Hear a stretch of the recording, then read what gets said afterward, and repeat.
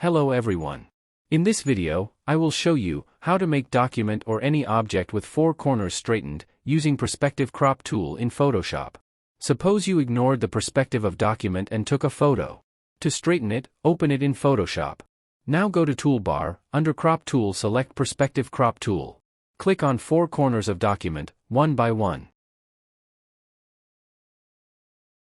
Grid will clearly show the crop area.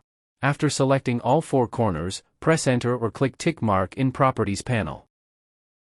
Using Save and Export options of File menu, you can save this file in variety of file formats.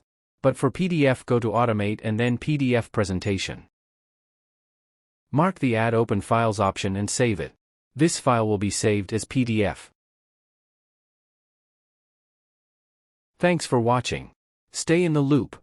Hit subscribe button to get latest videos. Your support keeps us going. Thank you.